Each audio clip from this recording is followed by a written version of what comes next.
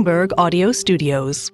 Podcasts, radio, news. Alan, we're looking at a challenging time in the economy. You have most investors are still betting on rate cuts this year, a number of them, and they're still confused about how soon those rate cuts will come to fruition and how deep they will go. Do you think that they're right to expect so many?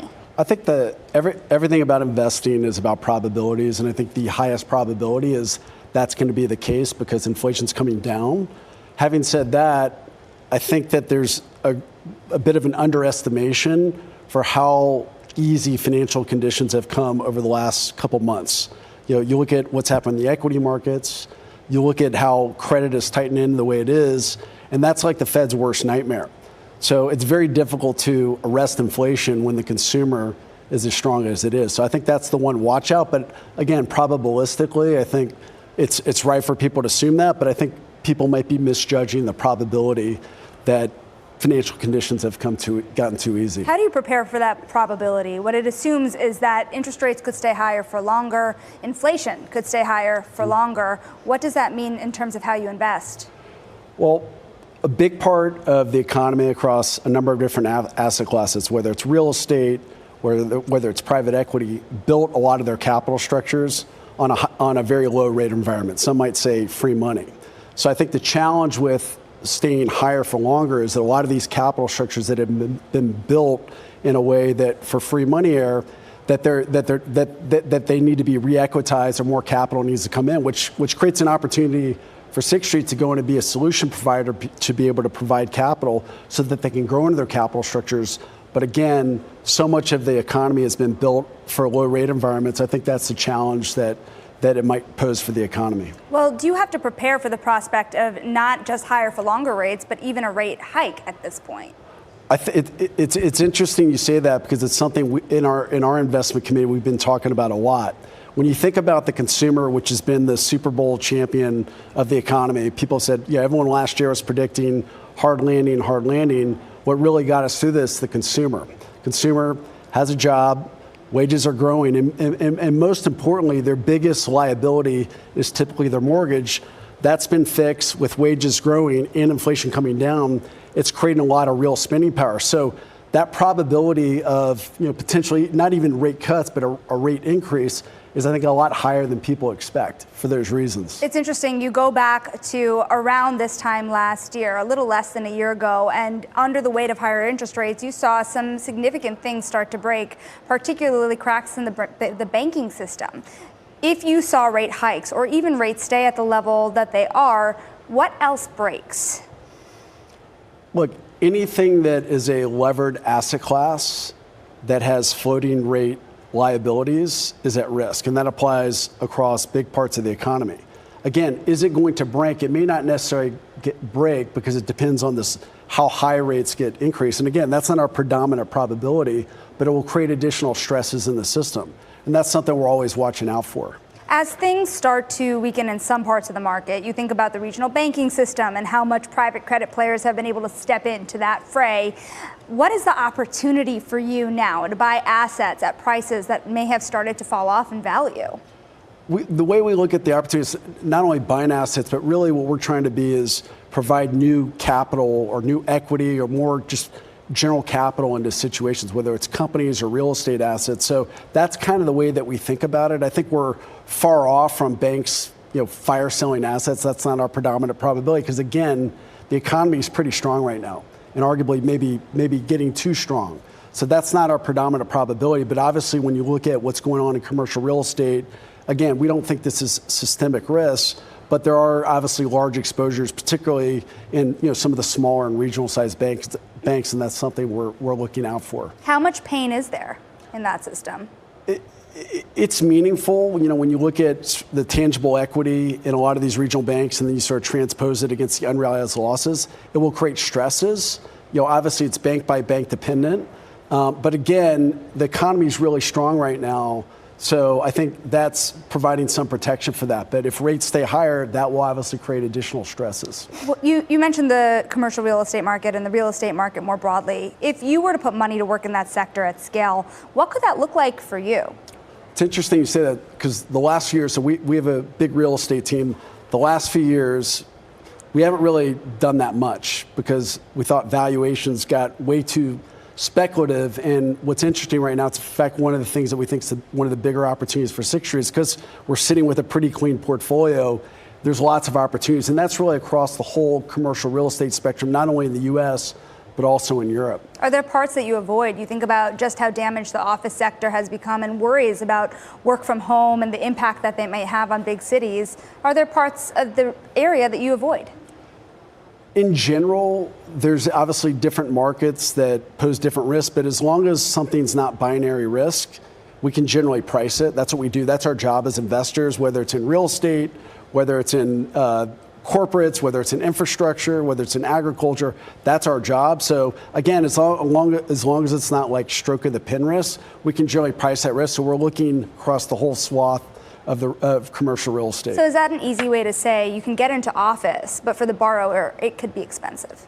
In a new money situation, if you look at sort of the cost of capital today versus what it was, let's say pre-COVID or even in most parts of COVID, it's obviously a different cost of capital. But over time, that'll start to work itself out and things will normalize once the economy gets to a steady state. Now let's take this massive step back for a second, because you think about the wake of 2008 and just how much the large banks have retrenched. Regional banks really started to feel the pain of what had happened at that time and the boom you saw in private investment giants. And then you look at kind of this second phase here, where there's a chance once again for you and your rivals to get much bigger.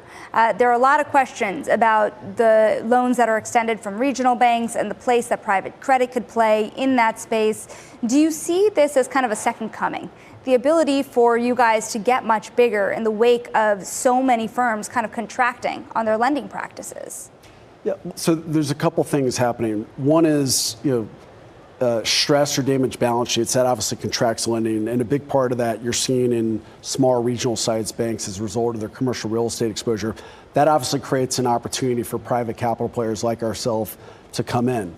But the bigger thing is really, if you go back to what happened in 2008, and obviously you start thinking about Dodd-Frank, is that when you go back through history, it's never a credit thing that creates crises. It's always a liquidity issue. In the heart of every liquidity issue is mismatched assets and liabilities. So I think as a principle, and we're talking about systemic risk here, one of the benefits of private capital is that we have matched assets and liabilities. When you think about a bank where you've got short-term deposits, it's very difficult, unless you're one of the larger banks that's got highly diversified base, it's very difficult to sort of match assets and liabilities. And that's why private capital is sort of a natural extension into these spaces. And by the way, good for the economy because it fills in the gaps. If you go back to the SVB time period where banks stopped lending, private capital was able to step in there and, by the way, increase the probability of a soft landing. And I think sometimes that gets lost in sort of the discussion, but that's really the heart of it. It's an interesting moment because over the last year, you saw private credit get into some massive deals. You guys were just founded in 2009, and yet you've become one of the most active players in this space. You were on some of the largest transactions as a lender that the market even saw. But now we fast forward to this year and the banks are coming back. The markets are opening back up. How do you see the competition between the regular way banking system, the syndicated loan market, and private credit playing out?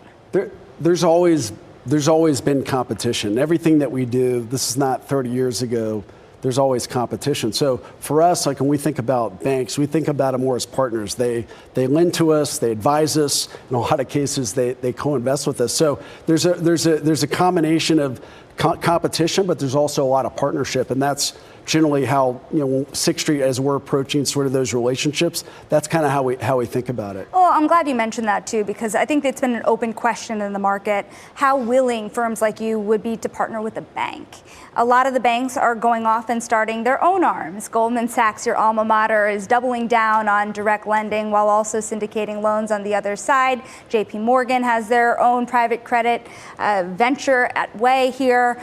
Do you see yourself partnering with a bank?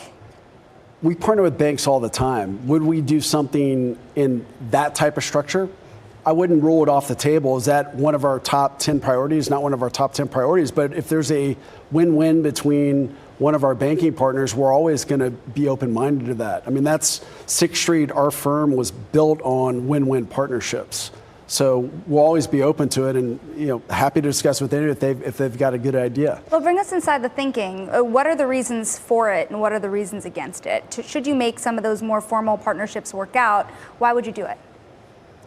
It's hard. It's really hard to think about because it's just not. We have a lot going on at 6th Street. We're as busy, literally, as we've ever been in our history. I mean, every one of our businesses is busy. So, given it's not a top priority for 6th Street, it's not something we're spending a lot of time thinking about. Well, what's interesting too is not just partnerships, but your ability to buy assets from other banks. Back in October, you led a consortium here to buy GreenSky, this consumer lending business that Goldman had bought and then exited.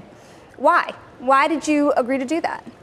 Again, it goes back to sort of what we talked about earlier, which is when you look at the components of the consumer, their biggest liability is a fixed rate mortgage. Wage growth's been pretty constant. Everyone's got a job. It created pretty good conditions. So that's number one. But the second thing is it's just an incredible franchise. It's one of the best franchises out there. We followed the business for a long time, and marrying those two theses together made it an interesting transaction for us. So this is a big bet on the consumer. It's a big. I wouldn't say it's a big bet on the consumer. I'd say it is absolutely a component of the bet, but it's also just a really good franchise with a really good management team. And those three things together made it really interesting for us. As you navigate kind of the area of the consumer that you've said a few times now has been so strong, what worries you about the U.S. consumer? You think about the leverage that they hold today in credit card debt alone. You think about any worries about a softening job market. Are there concerns that you have? The biggest concern is if you start to see big layoffs. And what could create big layoffs is people start feeling less good about the economy. What is the reason why people could feel less good about the economy? It's all of a sudden they have a mindset in boardrooms that, financial conditions are easing. It goes back to what I said earlier, which is that if financial conditions easing, the economy gets too strong and the Fed can't cut rates, in fact, possibly has to raise rates, that could have a big impact. Now, I will say the Fed has done a very good job. They've been very smart with respect to their management of the 10-year Treasury. Like, if you look at their balance sheet, they've been managing down the risk. They've kept the short end of the curve high, but 10-year, which finances a lot of the investment grade companies, which a big part of the job universe, by the way, have all fixed rate debt. Those holdings have actually gone up. So in the face of Fed shrinking balance sheet, that is the one part of the market where they've actually kept the balance sheet. In fact, actually grown the balance sheet. And that's, I think, something people sometimes don't pay attention to. So that's the biggest, just getting back to it, is job losses. That's always the big concern. Do you worry about a market that's still on life support? If we still have quantitative tightening kind of propping up parts of the market, like the 10-year end of the curve, if you will? I think it's all about managing a series of risks. And I think the Fed, at least so far, maybe early, you could argue they're a little slow to get in the game. But I think so far they've been really thoughtful. And ultimately, their job, it's a very difficult job. They're managing a series of risks, and you weigh that versus the other risk. I think from a risk-reward perspective, I think they've done a pretty good job. Now, consumer, more in the consumer, you've made a very notable bet on sports here. You have exposure to all sorts of different franchises, from women's leagues to soccer to the NBA. What is there a part of that you're not a part of yet when you think about sports and events? Is there a league that you'd wish you were a part of? I think that we are very bullish on women's sports. We started in women's soccer, or some might say women's football. I think women's sports, when you look at technology, it's broken down the barriers for people to access women's sports. You look at all the trends on attendance, on sponsorship revenues. It's just the very beginning. And it's not just soccer, which is, we think, the most obvious one today. It's really across every sport. And you're seeing it across volleyball. You're seeing it across basketball. I just saw something recently about cricket. It's just the beginning. We're at the very beginning of that, and anything related to that theme is something we're very focused on. It begs the question, too, as investors like you go into different areas, different themes, sports being one large one that has been noticeable. Are there things investors are ignoring? You think about private credit and you think about the big mega deal, the financing of mergers and acquisitions. Are there areas that are more exciting to you? In sports? In general? Look, I think sports live experiences, very interesting. We've talked about that. It's not only women's sports, it's also live experiences.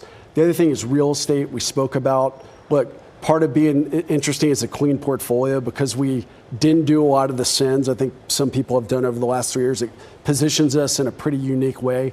That's a big opportunity, not only in the US and Europe. And then lastly, just going back to what we've been talking about today, is just when you think about a big part of the economy, companies were financed in a free money or low rate environment, and those capital structures were not built for higher rates. And again, they possibly, that's a predominant case, they'll come down. That just creates a lot of opportunities to be partners with companies and be able to provide re-equitization or additional capital into businesses and assets. So this is not just the regular way M&A. This is leverage finance as it pertains to, would you be refinancing some of the riskier companies coming to market? It's everything. So Sixth Street, our investment philosophy is flexibility. The way our firm was built from literally day one is no silos, no politics, no BS. And the reason why we had that is so that people can work together.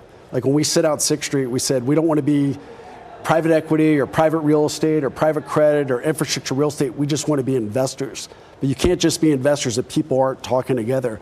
And that's how we're set up. So like when we think about the whole universe of things, we go into a company, we don't go in there with, it's a refinancing and it's buying assets. We go in there, what are you trying to solve? And then based on what they say, we customize a bespoke solution for that. And that's really the heart of our firm. That's like flexibility at scale is really how we built Sixth Street. So we're not going in there with a hammer. We go in there with 20 different tools. They tell us what they're trying to solve, and then we try to solve it with them through a series of typically whiteboard exercises, iterating on what's the best solution for them. It's funny, it seems like everyone in the market is doing something opposite from what you did. You had a relationship back in the day with TPG, right? You had a relationship with another firm, and now you're watching all these other firms tie up and consolidate. I'm very curious about what you think about all this industry consolidation and if you see it again for your future. I think it's going to continue because the natural maturation, you're going to continue to see that. That's not what Sixth Street's thinking about. We set up our firm, we're a little bit unique in that we set up our firm day one to be a multi-strategy firm in a private capital basis. A lot of the larger firms, they start off as private equity and they've reverse engineered into other businesses. From day one, we had a plan because that's the business that I ran, and some of my other partners at Goldman, and most recently, our newest partner, Julian Salisbury, ran at Goldman. So we've always been thinking about it this way. So that's not what we're thinking about. We're thinking about building a long-lasting firm to serve our clients, and that's what we're most focused on. Is there something, you yourself had come from Goldman, Julian had also come from Goldman quite recently, Marty Chavez, former CFO of Goldman. Is there something about Sixth Street that is kind of like the Goldman of the past, pre-IPO? We don't look at it that way. Like the way we look at it is we had a vision from the first day we set up Sixth Street, which is, as we've talked about, no silos, no politics, no BS, just good human beings trying to do right by our clients, complete flexibility.